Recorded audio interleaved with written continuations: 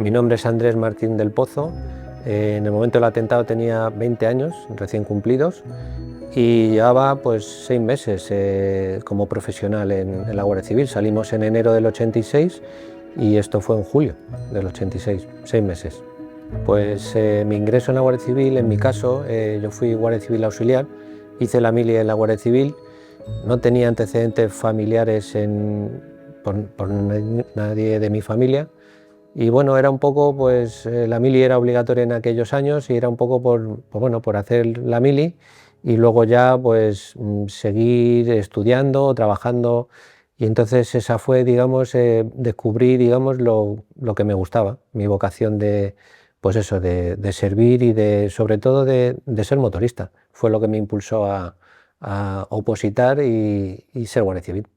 En los riesgos, hombre, siempre estaban ahí, pero con 19 años que salí de la academia, pues eres joven y piensa uno, pues como en los accidentes de tráfico, que no le va a pasar. Y bueno, pues desgraciadamente así pasó y bueno, tampoco sales a trabajar pensando en qué te pueda pasar, porque al final no harías bien tu trabajo.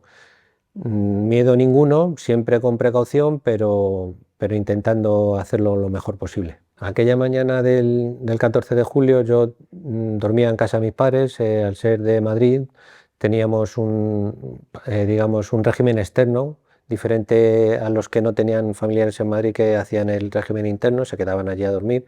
Entonces yo esa mañana llegué a las 7 de la mañana, como cualquier día del curso, y bueno, pues para incorporarme pues a los autobuses y demás. Me dijeron que tenía un servicio de escolta que no me tocaba, se había puesto enfermo un compañero, entonces el turno corría y el siguiente era yo en la lista. Entonces, bueno, pues en vez de bajar con todos los compañeros de autobuses, pues bueno, fuimos a coger el armamento, munición y demás, y para ir a nuestros puntos, a los 2 Land Rover que iban de escolta de convoy, y bueno, pues así empezó aquella mañana. Acabamos de salir de la academia, como he dicho antes, 6 meses, con un periodo de formación de 5 meses antes, y luego en los 2 meses, bueno, mes y medio hasta que ocurrió el atentado de curso de tráfico, pues éramos un número reducido y teníamos relación con ellos. En aquella época no había ninguna indicación de peligro, sino simplemente era innato al servicio.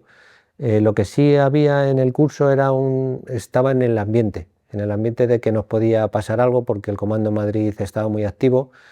Un mes antes, o poco menos de un mes, habían matado a Sandy Estrella en Avenida Manzanares. De regreso de las prácticas, que es Ventalarrubia, pasábamos varias veces, o sea, varios de los días pasábamos por Avenida Manzanares. En abril, unos meses antes de ese mismo año, también fue el atentado de Juan Bravo.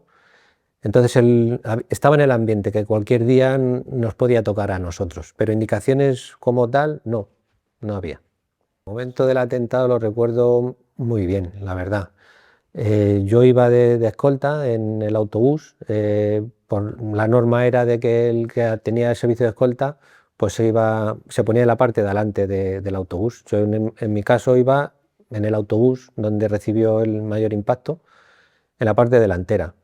Entonces yo, momentos antes del atentado, de la explosión, yo iba girado, porque iba hablando con un compañero 2 o 3 filas más atrás. Y cuando me vuelvo otra vez a girar para ponerme de frente, fue en el momento la explosión.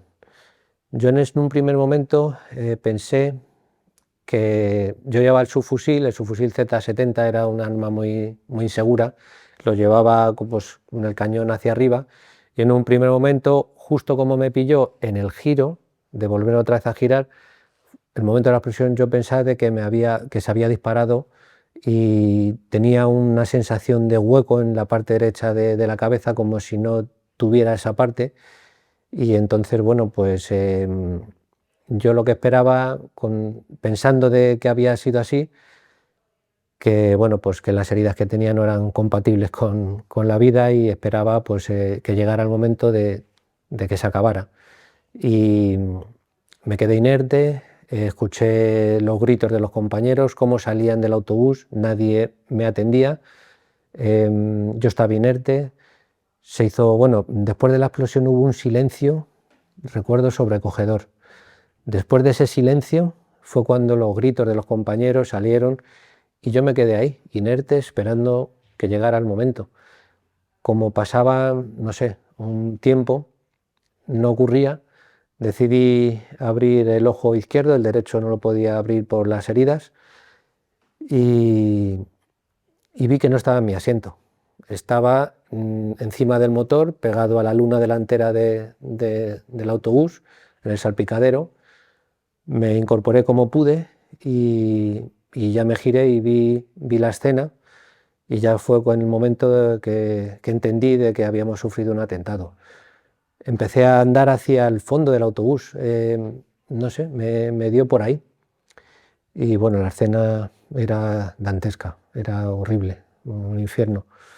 Y en un momento dado un compañero salió o apareció, me bajó del autobús, empecé a deambulear por allí como queriendo ayudar, como queriendo hacer algo, pero iba como un zombi, no daba, no acertaba. Y bueno, me cogió un policía nacional y otro compañero, y me llevaron a un coche particular que se ofreció a llevarme, un Citroën GS azul claro, recuerdo, y me trasladó al Hospital de la Paz. No le di las gracias, luego me quedó ni la gracia ni perdón por cómo le tuve que dejar el coche de sangre. Y bueno, pues a partir de ahí pues estuve un mes hospitalizado y bueno, y luego unos 4 o 5 meses de baja.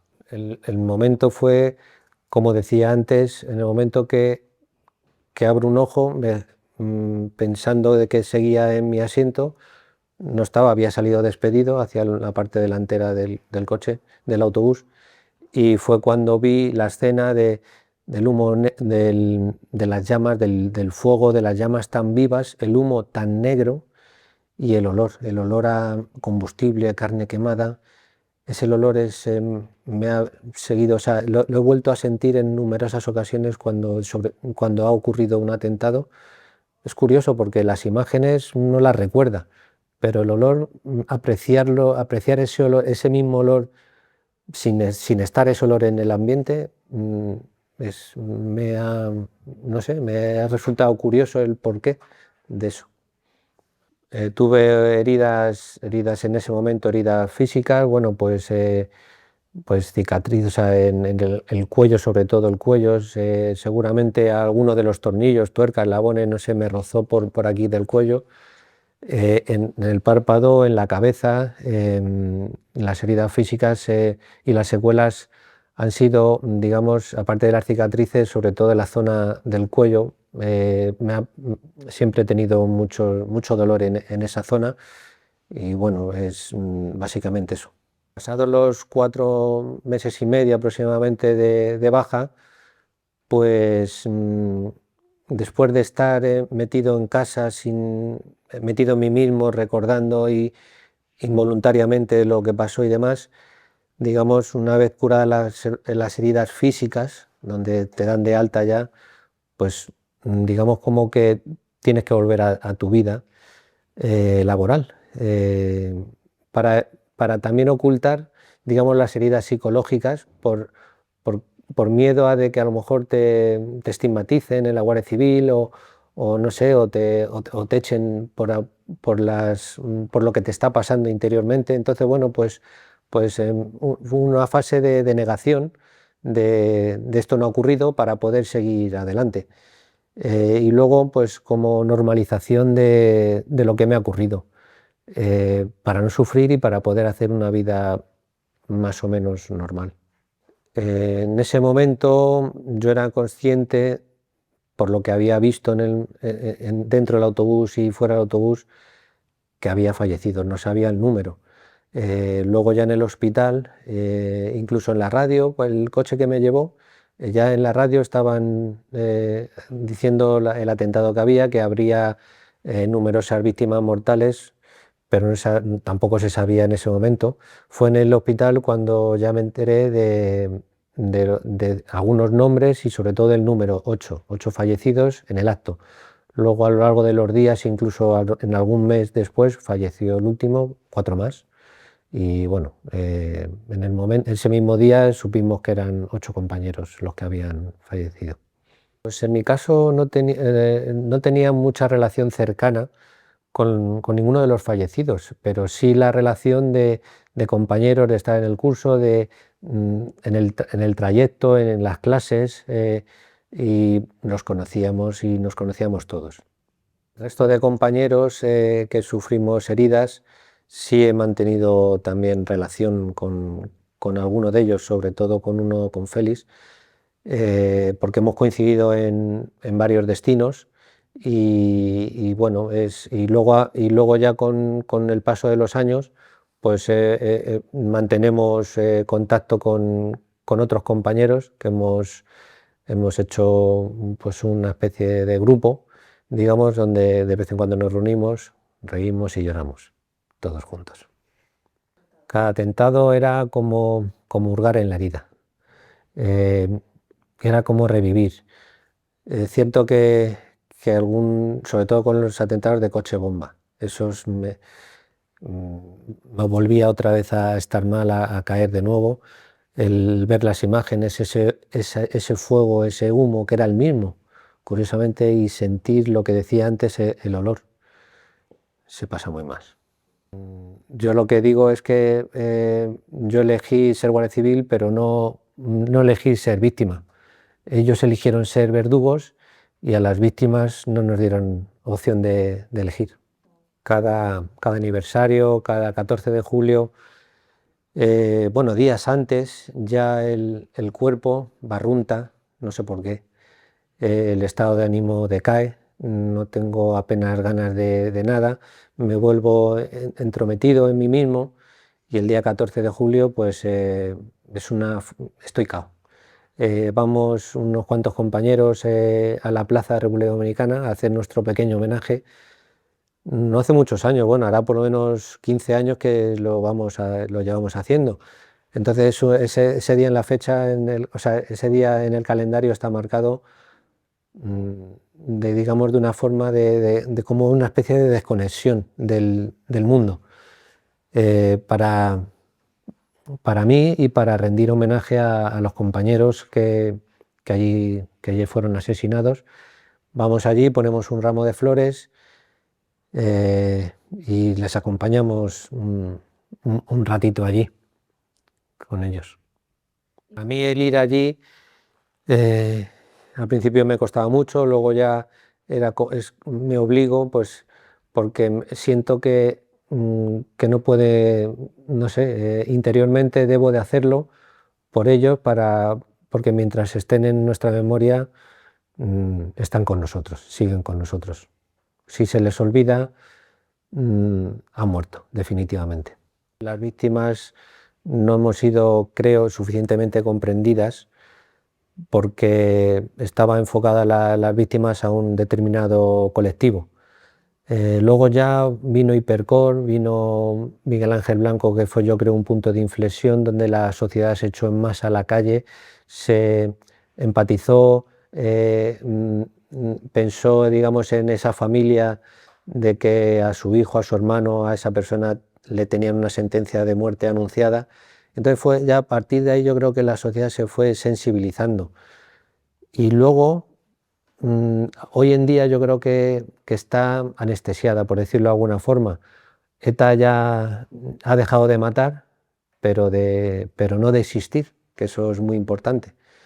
Entonces, como ya no mata, ya como que hay que olvidar el pasado, ya no, como si no hubiera pasado nada, como si haya que pasar página, y para pasar página hay que leerla y saber y tener conocimiento del daño, del sufrimiento que ha causado una banda terrorista durante más de 40 años, y que no se blanquee la historia de lo que ocurrió, de los asesinos.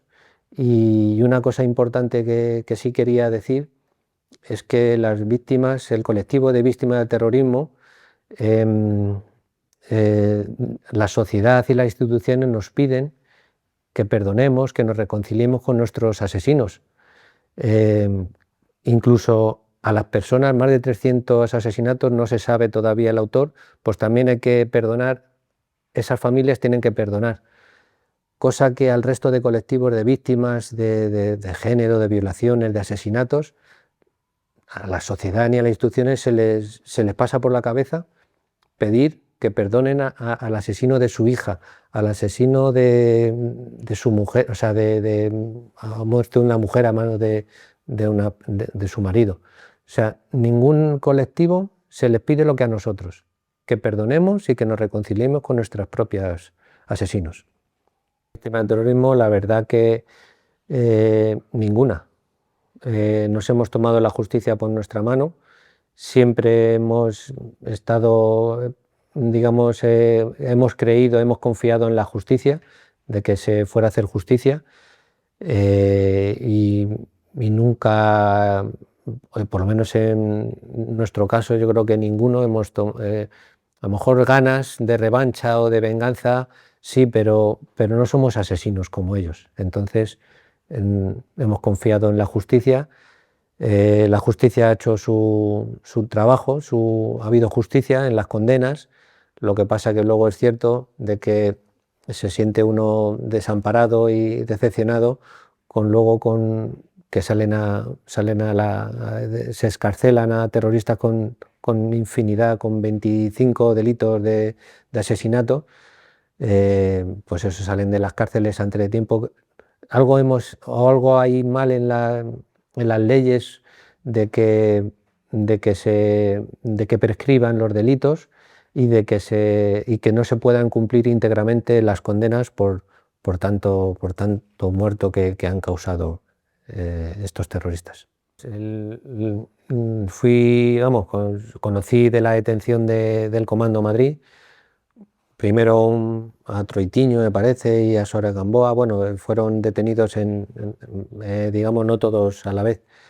Y me citaron en 2 ocasiones para 2 de los juicios en la Audiencia Nacional como testigo. No recuerdo, en uno de los juicios sí recuerdo que testificar. En el otro no lo recuerdo, pero sí me citaron para testificar como testigo. Las condenas fueron muy, muy altas, y bueno, pues uno se siente decir, bueno, pues por lo menos, primero, ya no van a matar, lo que nos ha pasado a nosotros ya van a dejar, no va a haber, digamos, un siguiente atentado tan salvaje, y luego reconfortado con la pena, con las penas que se les impuso, penas altísimas de 3.000 años de cárcel. Con lo cual supuestamente iban a pasar el resto de su vida, digamos, en la cárcel, cosa que por desgracia pues hoy en día no es así. Respecto a las víctimas, a los asesinatos no esclarecidos, considero que es una injusticia, de que también algo hay mal en las leyes, de que habría que cambiarlas para que, digamos, los delitos, cualquier tipo de delitos, pero el delito de terrorismo no prescriba, que no prescriba aunque pasen 30 años, 40 años, porque igual que no prescribe la muerte, que los delitos de sangre de terrorismo tampoco prescriban. Ya con respecto a las víctimas, creo que bueno, pues, debería tener un reconocimiento a lo que hemos dado, que muchos de ellos han dado lo que más valor tenían, que es su propia vida. La sociedad mm, las instituciones y nosotros, las víctimas, deberíamos digamos, de dar visibilidad a ese valor digamos, de haber sido víctimas de una banda terrorista por unos ideales políticos, que nada está justificado la muerte de una sola persona por cualquier ideal, pues sea el que sea. Y bueno, pues sobre todo le pediría a la sociedad de que no olvide lo que pasó durante más de 40 años en la sociedad española, de lo que ocurrió, y que siempre estén en la memoria. Pues después del atentado y durante años y hasta el día de hoy, yo con mi familia no he hablado del tema. Lógicamente, bueno, mis padres en aquella época, yo estaba soltero, con ellos nunca. Nunca he hablado noticias, cuando había un atentado nos pillaba en casa comiendo, eh, agachábamos la cabeza deseando que acabara la noticia o pasara a la siguiente. Nunca ni he comentado ni me han preguntado, era incapaz. Y con mi mujer, con mis hijos, saben lo que me ha pasado, pero no les he contado lo que yo viví en ese atentado. No he podido. Que vean, digamos, bueno, pues que sepan, que se informen de lo que ha ocurrido, porque las nuevas generaciones no lo han vivido. Y las no tan nuevas, a lo mejor personas con 30 años o por ahí, les ha cogido muy de pequeños, ya al final de la banda terrorista, y entonces, bueno, pues no han sentido, digamos, en las noticias, cada mañana prácticamente, siempre había un atentado. Ellos no lo han vivido. Entonces, bueno, pues que sean conscientes de que 30 años atrás, 40 años, había personas que mataban a otras simplemente por unos ideales y han causado mucho sufrimiento, mucho daño. Aparte de los muertos y de los heridos, había personas amenazadas, extorsionadas, secuestradas, y que eso no se debe olvidar por el bien de la sociedad, de nuestra sociedad, y que no se vuelva a repetir nunca. En este 40 aniversario, transmitir a los familiares de los fallecidos de que en su dolor no están solos, está nuestro dolor también, porque allí les vimos, y, que no vamos a perder nunca su memoria, porque es una forma de honrar su muerte. Hoy en día nos tratan, yo creo que casi intencionadamente, de blanquear la historia de lo que ha ocurrido en España durante 40 años con el terrorismo de ETA. Tratan de cambiar la historia, de blanquear a los asesinos, y entonces, como diría yo,